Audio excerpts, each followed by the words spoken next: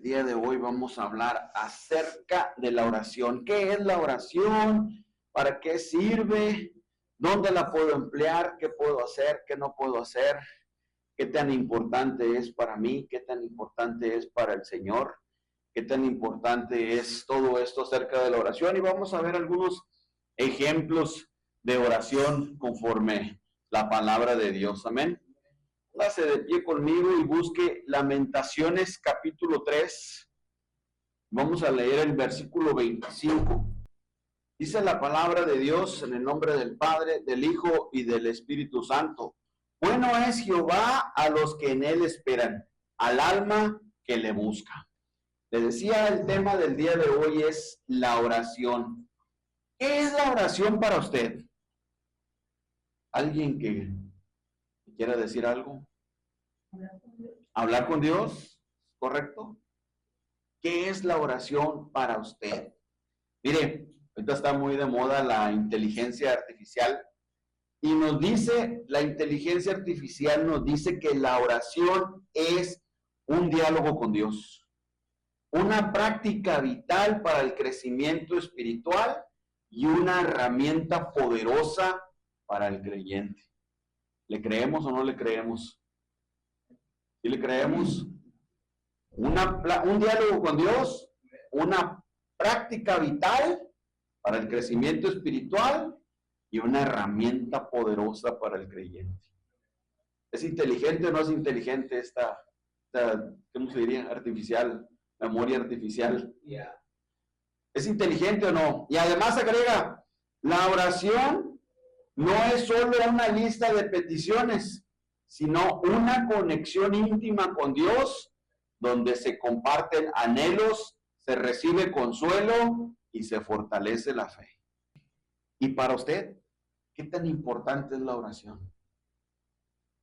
Para usted, ¿es muy importante? ¿Hay más o menos? ¿O un poquito importante? ¿Qué tan importante es la oración para usted? ¿Un poquito? Ay, pues yo no creo como que Dios me vaya a escuchar. Creo que tiene tantas ocupaciones, tanta gente que ora, tanta gente que pide, pues yo mejor, pues como que no oro. Más o menos, solamente en casos de emergencia, cuando ya no encontramos solución al problema, cuando ya decimos, ya de tiro siento que ya tengo el agua aquí, entonces es cuando clamo y oro a Dios. Pues muy importante para usted la oración. ¿Qué tan importante es para cada uno de nosotros la oración? Ahora, si es muy importante, porque muchos podemos decir, no, es que la oración es fundamental para la vida del cristiano. ¿Qué tanto la practica? ¿Qué tanto la practicamos? ¿Qué tanto oramos? En la mañana dices, no tengo tiempo, ya voy a tarde, tengo que llegar al trabajo, tengo que llegar a la escuela, ya no alcancé a orar. En la tarde llegamos, ya es que estoy bien cansado, ya me duele todo, ya lo único que quiero es bañar y dormir.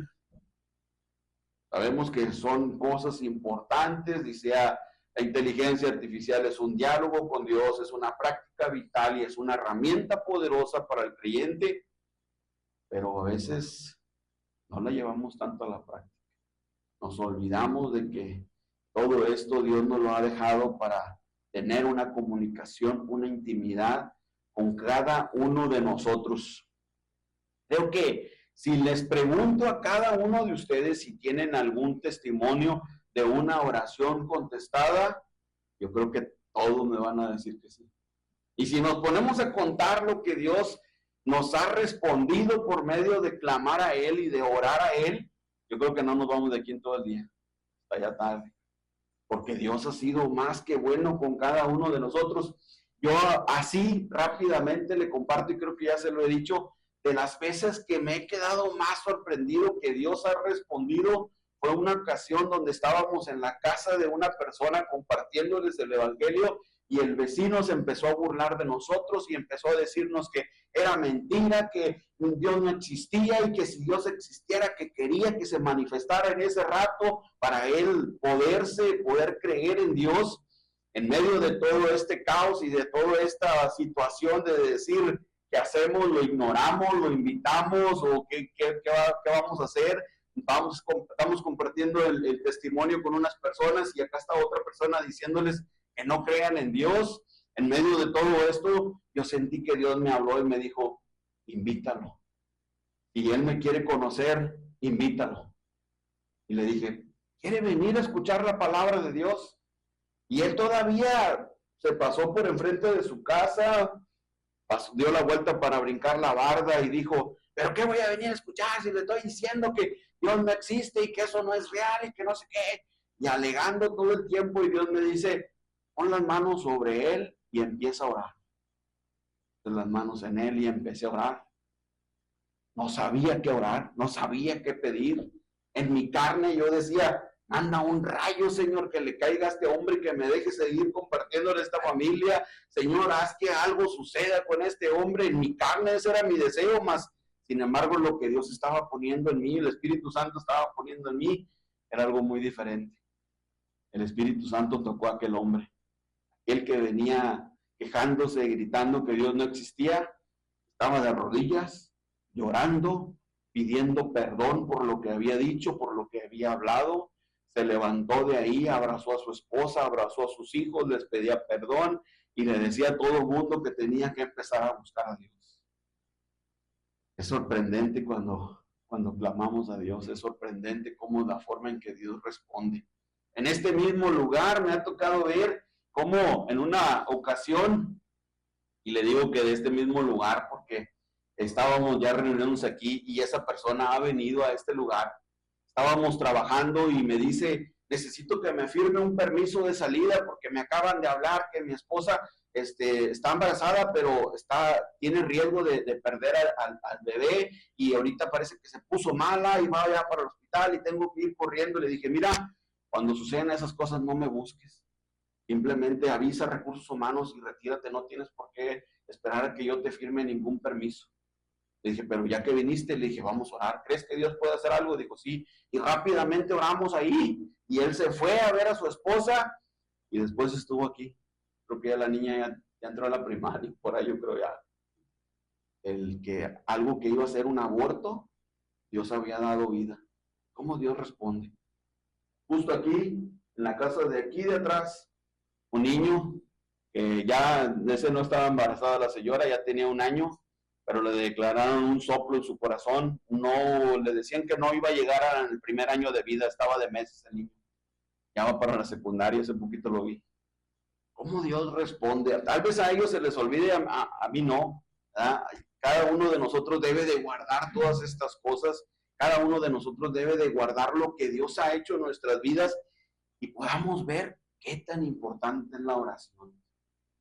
Qué tan importante es que podamos comunicarnos con Dios. Dice el versículo central en Lamentaciones 3:25, bueno es Jehová a los que esperan en él. Y me gusta repetir el principio y dice, bueno es Jehová al alma que le busca. Mire, hablando de la oración, hay oraciones que hacemos mal enfocadas, distorsionadas. ¿Y cómo termino haciendo una oración mal enfocada? Vaya conmigo a Santiago, capítulo 4, versículo 3. Dice, pedís y no recibís, porque pedís mal para gastar en vuestros deleites. ¿Cómo terminamos haciendo una oración mal enfocada? Cuando pedimos para nuestros propios deleites. Primera de Juan, si lo quiere buscar, si lo quiere anotar, Primera de Juan, capítulo 5, versículo 14, dice, y esta es la confianza que tenemos en Él, que si pedimos alguna cosa conforme a su voluntad, Él nos oye. ¿Cómo termino entonces yo haciendo una oración mal enfocada? Cuando no sé si es realmente la voluntad de Dios. Cuando no sé si realmente Dios quiera que eso suceda. Que dé vida, claro, Dios quiere que tengamos vida. Que seamos prosperados, claro. La Biblia dice, amado, yo deseo que seas prosperado. Que tengamos salud, sí. Todas esas cosas sabemos que están basadas conforme a la voluntad de Dios, pero hay algunas veces que simplemente terminamos queriendo forzar algunos versículos para que se hagan conforme a mí me conviene. Y algo que se va a llevar aquí entre comillas es que si usted no sabe si es la voluntad o no es la voluntad de Dios, es porque usted no quiere. Pero aquí está la voluntad de Dios. Usted la puede conocer y está al alcance de todos. Pero, ay, qué pereza leer la Biblia. Ay, qué flojera, no, bien aburrido eso. No, me duermo, nomás la abro y me empiezo a dar un sueño. Sí, pero, no, es que yo no tengo tiempo de leer la Biblia. Cheque su celular para que vea cuánto tiempo usa su celular. Y va a ver qué tiempo es lo que le sobra. Las decisiones las tomamos cada uno de nosotros. Amén. Muchas veces oramos y citamos versículos forzándolos a nuestra conveniencia. Por ejemplo, Romanos 8:31 que dice, si Dios conmigo, ¿quién contra mí? ¿Sí? Y que se arme el pleito entre los vecinos, que se arme el pleito por los terrenos de la abuela. Si Dios conmigo, ¿quién contra mí? Y ni siquiera sabemos de qué está hablando. Mire, si usted busca Romanos capítulo 8, al inicio del capítulo 8, nos dice que está hablando espiritualmente, viviendo por el Espíritu. Así inicia. No se trata nada. Aquí Pablo no está hablando nada de que yo pueda hacer con mis fuerzas o que Dios vaya a pelear conforme a mí me place, sino nos está invitando y nos está diciendo, es necesario que cambies tu mentalidad. Espiritualmente Dios te dice, no hay quien pueda contigo.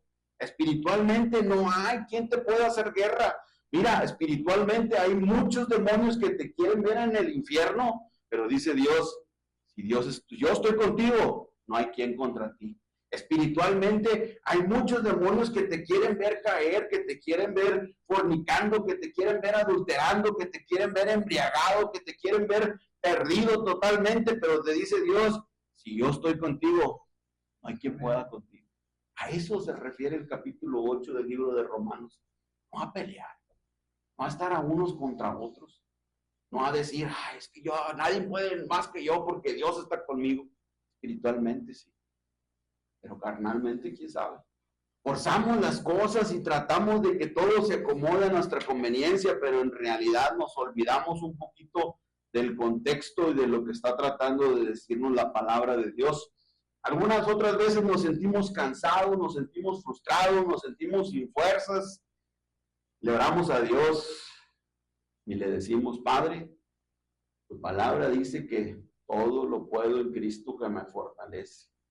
Y más cuando el negocio no está saliendo como quiero, y más cuando estoy sintiendo que ya no tengo las fuerzas iguales que antes para quedarme tiempo extra y seguir ganando más dinero y para poder alcanzar y lograr más materialmente. Y queremos forzar ese versículo y decirle, tu palabra dice, todo lo puedo en Cristo que me fortalece.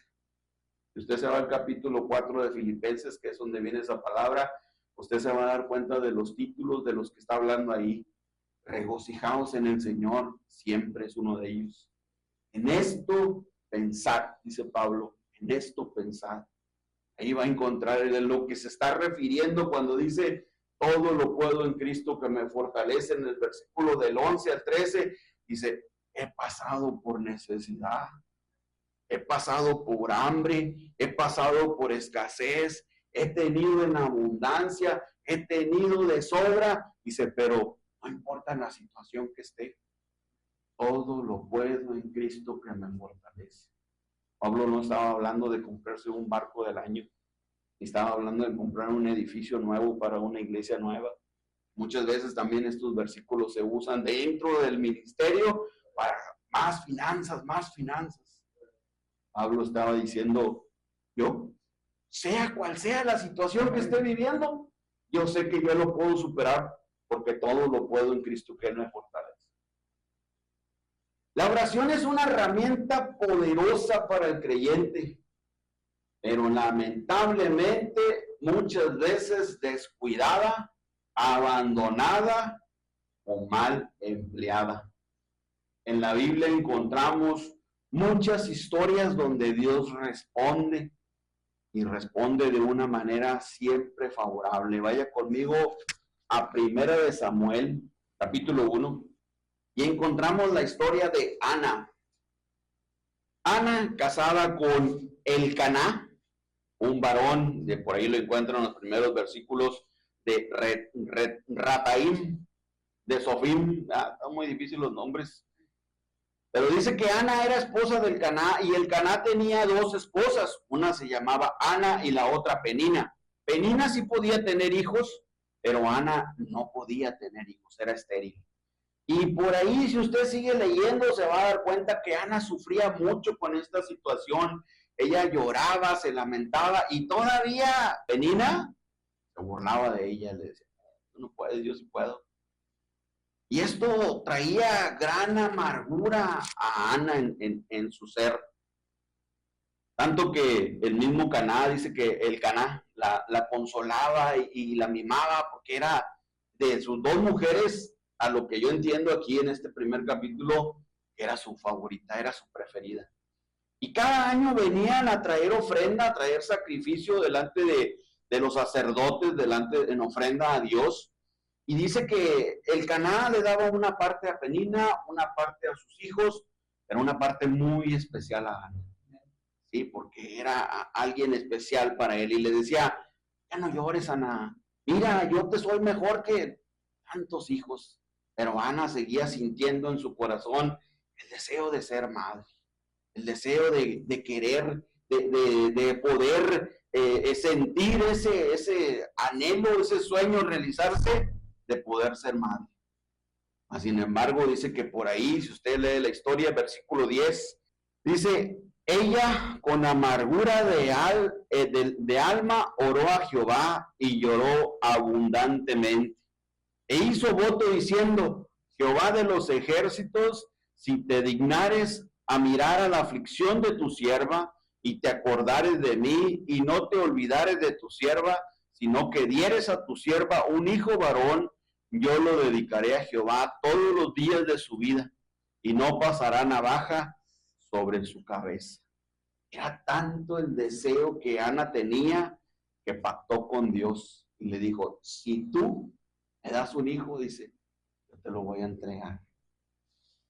Lo voy a entregar por completo, que sirva dentro de tu ministerio todos los días de su vida. Estaba por ahí también el sacerdote Elí, que donde la mira, que dice que no salía palabra de su boca, nada más movía sus labios, porque ella estaba en una comunicación o un tratado con Dios interno dentro de ella. Y Elí, el sacerdote, dijo, esta está borracha. Dijo, ya, ¿cuándo se te va a quitar borracho, hombre? Ya. Y Ana le dice, no, señor, no tengas a tu sierva por una mujer así, acabo de hacer un pacto con Dios. Y Elí al final le dice, que el Señor te escuche y conceda la petición de tu corazón. ¿Y cree que pasó después? Ana concibió.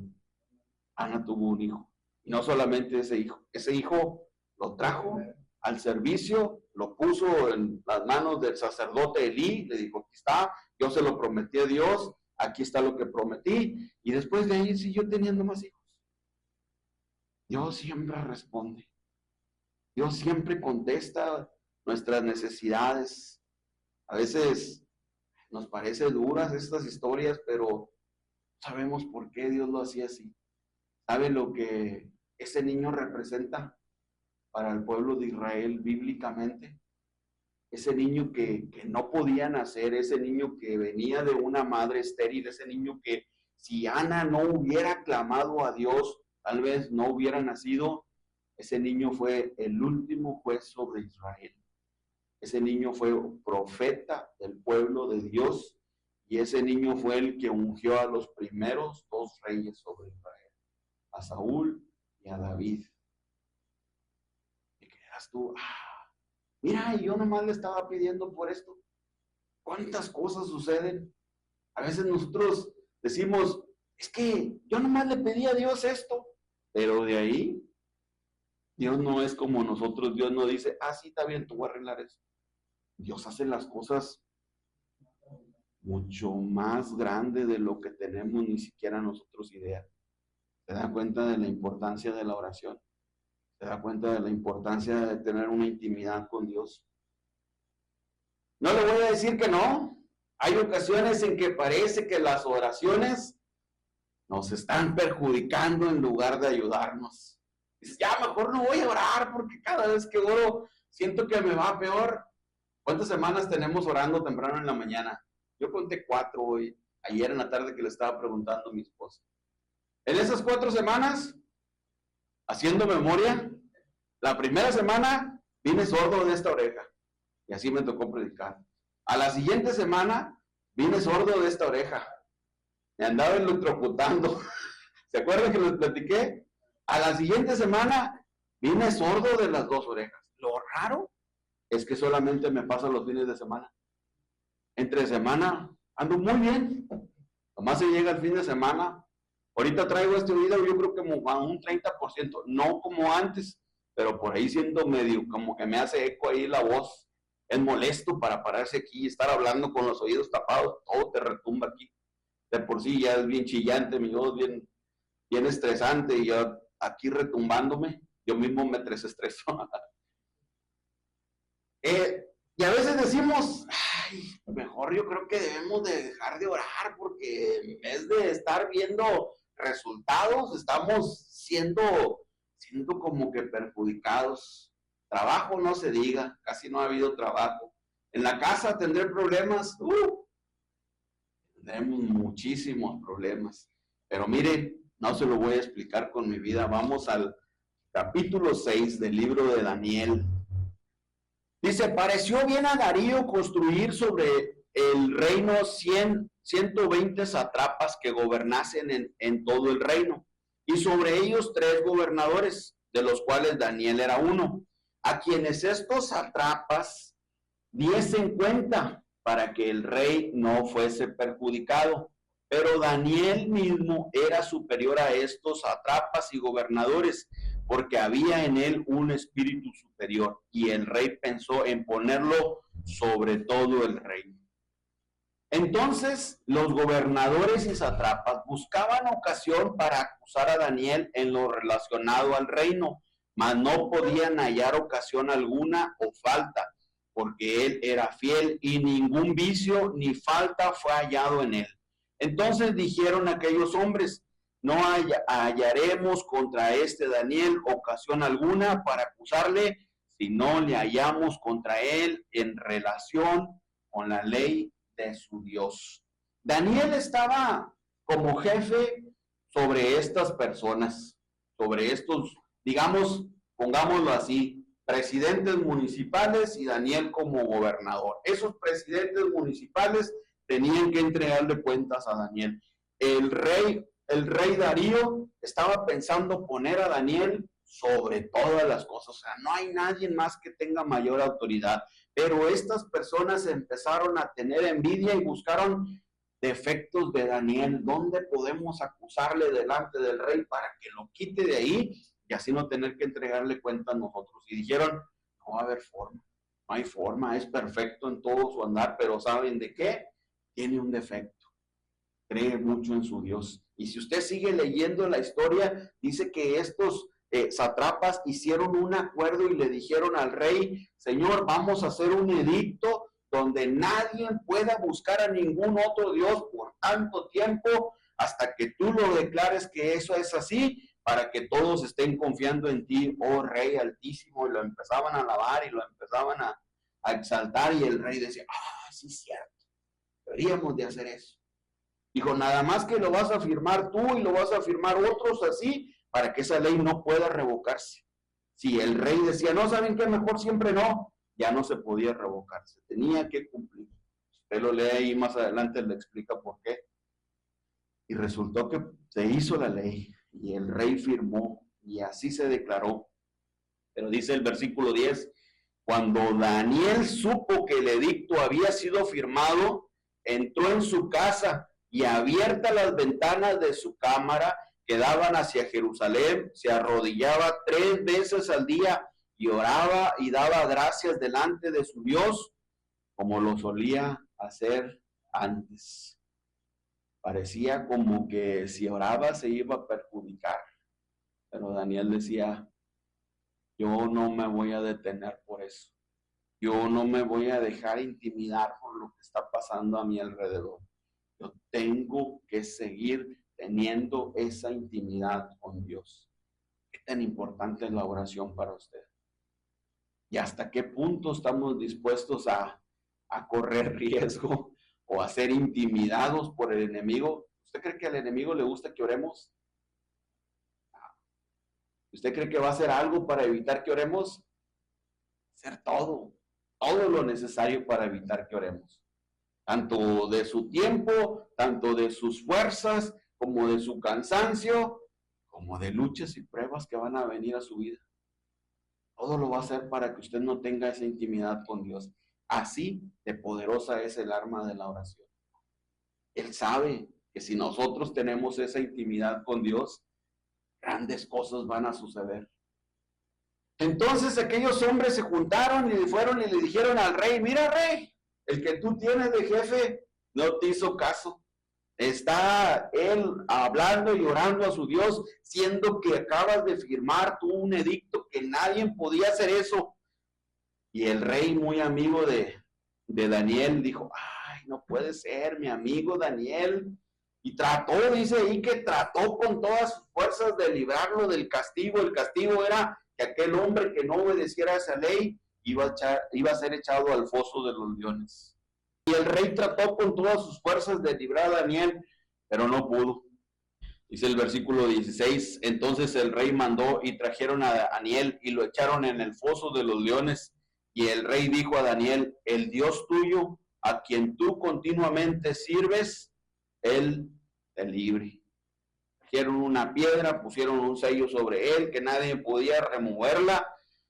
Sin embargo, no pasó nada con los leones. No pudieron atacar a Daniel, no pudieron hacerle daño. Usted lo puede leer más adelante. El rey no pudo dormir, se fue sin cenar, no quiso ni música, preocupado por Daniel. Dice el versículo 20, y acercándose al foso a la mañana siguiente, acercándose al foso, llamó a voces a Daniel con voz triste y le dijo: Daniel, siervo del Dios viviente, el Dios tuyo a quien tú continuamente sirves, ¿te ha podido librar de los leones? Entonces Daniel respondió al rey: oh rey, vive para siempre. Mi Dios envió su ángel, el cual cerró la boca de los leones para que no me hiciesen daño, porque ante él fui hallado inocente, y aún delante de ti, oh rey, yo no he hecho nada mal. ¿Hasta dónde llega nuestro punto de confianza con Dios? De manera de decir: no, ya mejor no voy a orar. Creo que cada vez que más me involucro con Dios, más cosas me vienen, más cosas me suceden. Daniel pudo haber dicho: ¿cómo va a ser posible si lo único que estaba haciendo era estar orando? Y resulta que el que era mi amigo no le importó, me mandó al foso de los leones, y resulta que a unas personas que nunca les hice daño están buscando la forma de acusarme, están buscando la forma de que yo perezca. Oh, ¿cómo va a ser posible? Pudo haber caído en una gran depresión Daniel, mas sin embargo siguió confiando en Dios por sobre todas las cosas. Y él siguió diciendo: yo no he hecho nada malo. No fue con sus fuerzas, no fue como él pudo, sino que dijo: el Señor mandó su ángel y tapó la boca de los leones. Les recomiendo el capítulo 9 de Daniel, y pueda ver a usted ahí cómo Daniel oraba y cómo se acercaba a Dios y le decía, mire, solamente le decía: en oración, en ruego, en ayuno, en silicio y en ceniza, y continuamente, de perdido hasta el versículo 11, Daniel está diciendo: perdóname porque he pecado, he cometido falta, mi pueblo es el que te ha fallado, Señor, tú siempre has sido fiel. Todos esos versículos se acerca a Daniel con una humildad a Dios, diciéndole: yo soy el que te he fallado. Creo que eso también es esencial en nuestra oración, en nunca sentirnos dignos delante de Dios. Es que nunca lo vamos a hacer, es que nunca vamos a poder presentarnos y decir: Señor, es que tú tienes que contestarme porque tú sabes que ya desde cuando yo he dejado de hacer esto, he dejado de hacer aquello. Si te saco a la luz todo lo que realmente has hecho en estos días, eres digno de presentarte delante de mí. Te recomiendo el capítulo 9 de Daniel y podamos darnos cuenta ¿Cuál es la mejor manera de presentarnos delante de Dios? Humildemente. Hay oraciones que nos parecen también no ser escuchadas o que tarda mucho la contestación. Capítulo 10 del libro de Daniel. Dice, versículo 10, y he aquí, una mano me tocó e hizo que me pusiese sobre mis rodillas y sobre las palmas de mis manos, y me dijo, Daniel, varón muy amado, está atento a las palabras que te hablaré y ponte en pie, porque a ti he sido enviado ahora. Mientras hablaba esto conmigo, me puse en pie temblando. Entonces me dijo, Daniel, no temas, porque ¿desde cuándo fue oída tu oración? Porque desde el primer día que dispusiste tu corazón a entender y a humillarte en la presencia de tu Dios, fueron oídas tus palabras, y a causa de tus palabras yo he venido. A veces nos parece como que Dios no le interesa realmente lo que yo estoy pasando. No, hombre, Dios ni siquiera hay forma de que se entere, porque si Él supiera lo que estoy pasando, ya hubiera hecho algo. Aquí nos deja en claro, donde nos dice, desde el primer día que tú clamaste, tus palabras fueron hechas, llegaron a oídos de Dios, dice el versículo 13. Mas el príncipe de Persia, que se me opuso durante 21 días, pero he aquí Miguel, uno de los príncipes principales, vino a ayudarme y quedé ahí con los reyes de Persia. He venido para hacerte saber lo que ha de venir a tu pueblo en los postreros días, porque la visión es para estos días. Mire, hay muchos misterios que podemos entender o todavía ocultos dentro del libro de Daniel. Hay personas que tienen un estudio en maestría, doctorado dentro de la teología bíblica, y aún hay muchas cosas ocultas en todo esto. Va a ser imposible a lo mejor entenderlo por completo, pero sí lo que nos podemos quedar en claro es que Dios le dice, o el ángel le dice a Daniel, desde el primer día que tú empezaste a buscar a Dios, Él te oyó. ¿Sí? Y otra de las cosas que podemos entender es que en los aires hay una lucha, hay una guerra. Hay alguien que está todo el tiempo estorbando para que llegue tu respuesta, para que llegue lo que tú estás pidiendo.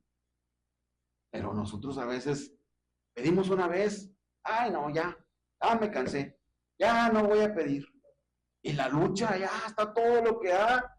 Y ya cuando menos nos lo esperamos, llega la bendición después de una gran batalla en los aires espiritualmente, y nosotros simplemente ya ni siquiera agradecemos porque a mí ya se me había olvidado que había pedido eso.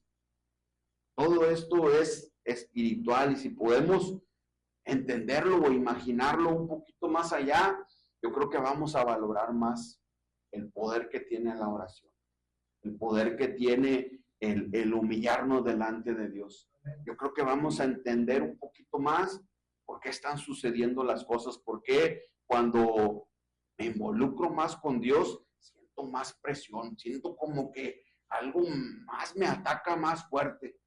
Pero no se trata de intimidarnos, no se trata de tener temor, se trata de decir, aquí es donde voy a luchar, aquí es donde el Señor me ha dicho, esfuérzate y sé valiente y no te rindas. Aquí es donde Dios te ha dicho, yo estoy contigo, y ¿quién puede contra ti? Nadie puede contra ti. Uno de ustedes pueden contra 1000, pero 2 pueden contra 10,000. Aquí es donde Dios te ha dicho, esfuérzate y sé valiente, porque yo siempre estaré contigo y nadie te podrá hacer frente. Es ahí. No es en la carne, es espiritualmente. Mire, orar no se trata de que las cosas sucedan como yo quiera, sino de demostrarme a mí mismo dónde tengo puesta mi fe. ¿Dónde tiene puesta su fe? Cuando dejamos de orar decimos, no, es que me vienen muchas cosas cuando estoy orando mejor. Entonces empezamos a enfocar nuestra fe en otra cosa. Mejor me voy a enfocar a dedicarme más al trabajo, a estudiar más. Mejor no le voy a pedir tanto a Dios y lo voy a hacer en mis propias fuerzas. Error. Estamos tratando de confiar en nosotros mismos. Orar no se trata de que las cosas sucedan como yo quiera, sino de demostrar dónde tengo puesta mi fe. Capítulo 18 del Evangelio según San Lucas. Hay una historia de una mujer viuda. Dice, también le refirió Jesús una parábola sobre la necesidad de orar. ¿Cuándo? ¿Y qué? Y no desmayar. Una parábola sobre la necesidad de orar siempre y no desmayar. Y esta es la parábola. Había en una ciudad un juez que ni temía a Dios ni respetaba a hombre. Había también en aquella ciudad una viuda, la cual venía a él diciendo, hazme justicia de mi adversario. Y él no quiso por algún tiempo, pero después de esto dijo dentro de sí, aunque ni temo a Dios, ni tengo respeto a hombre, sin embargo, porque esta viuda me es molesta, le haré justicia, no sea que viniendo de continuo me agote la paciencia. El versículo 6, y dijo el Señor, oíd lo que dijo el juez injusto. Dice el versículo 7, ¿y acaso Dios no hará justicia a sus escogidos, que claman a Él día y noche? ¿Se tardará en responderles? Si este juez, dice Jesús, era un hombre injusto que no tenía temor a Dios, sin embargo dijo, ya para que no me esté molestando esta viuda, ya le voy a resolver a lo que ella me está pidiendo. Dice, no hará Dios. ¿Qué no hará Dios por los que claman a Él, por los que ama, por los que ha entregado a su único hijo? ¿Qué no hará Dios por ellos? Por eso Jesús les dice esta parábola de la necesidad de orar siempre y no desmayar. Versículo 8 termina la parábola diciendo, os digo que pronto les hará justicia, pero cuando venga el Hijo del Hombre, hallará fe en la tierra. ¿Se da cuenta? Orar no significa que las cosas sucedan como yo quiero. Es mantenerme orando, significa demostrarme a mí mismo dónde tengo puesta mi fe. Yo sigo confiando en ti, Señor.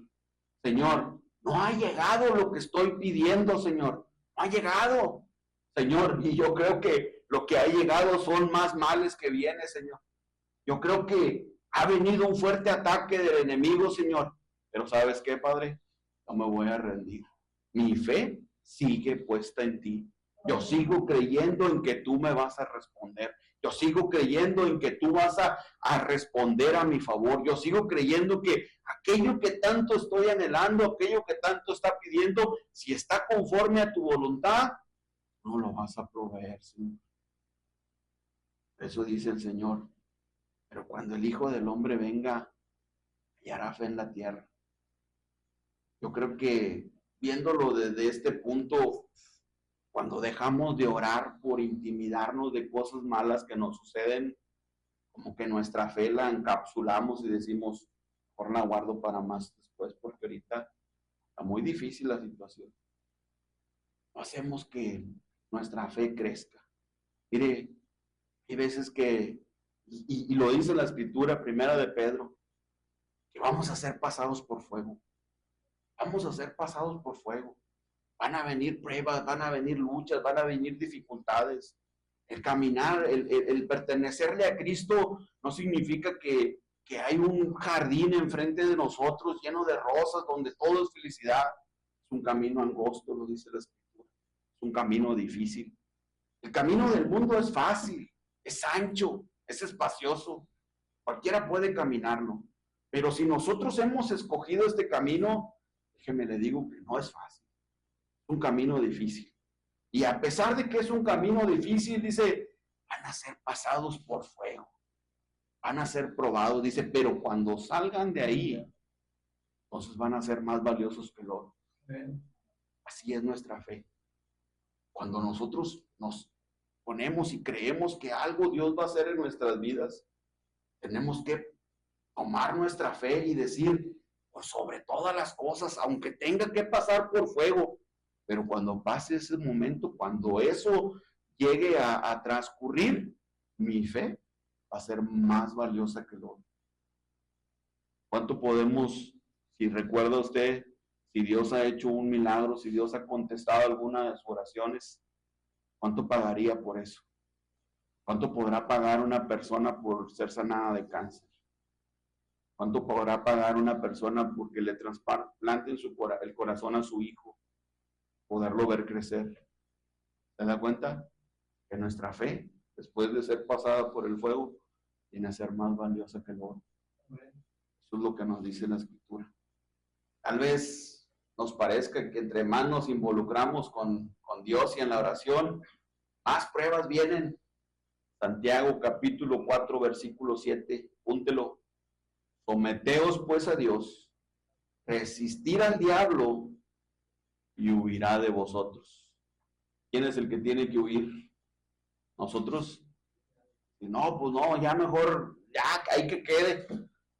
A veces dicen algunos hermanos, hacen paz hasta con el diablo. Mira, yo no me meto contigo, ni te reprendo, ni te echo fuera, ni limpio aire, ni declaro que soy libre de maldiciones generacionales, pero tú no te metas conmigo. Y hacen pacto con el diablo.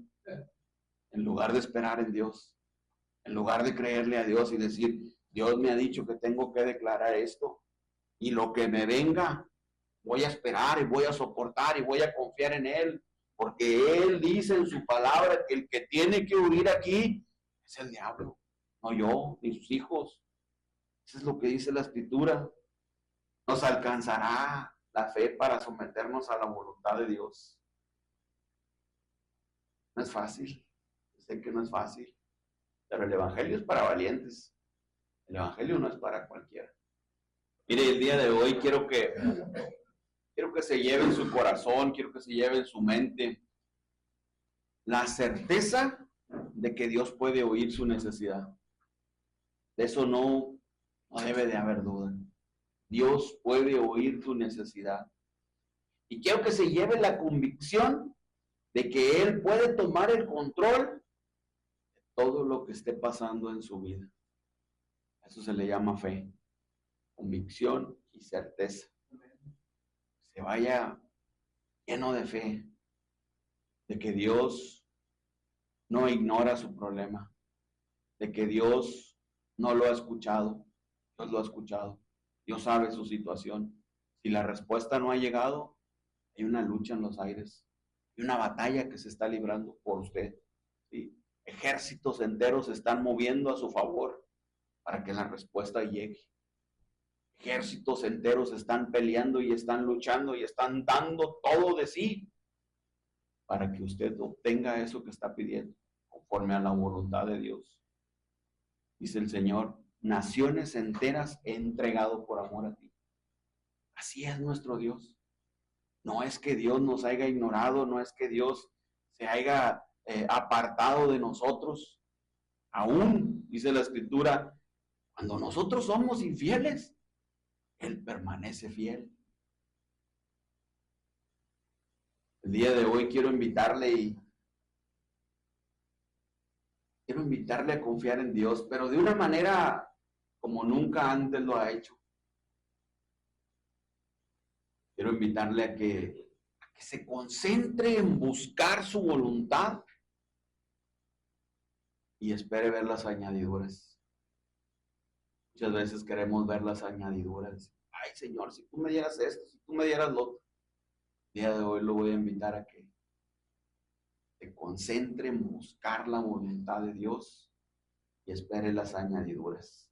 Jeremías 3:25. Bueno es Jehová a los que en él esperan. Bueno es Jehová al alma que le busca. Al final, casi al final de este capítulo 3, Jeremías en el libro de Lamentaciones le dice a Dios, te acercaste el día que te invoqué y me dijiste, temas. Así es Dios. Amén.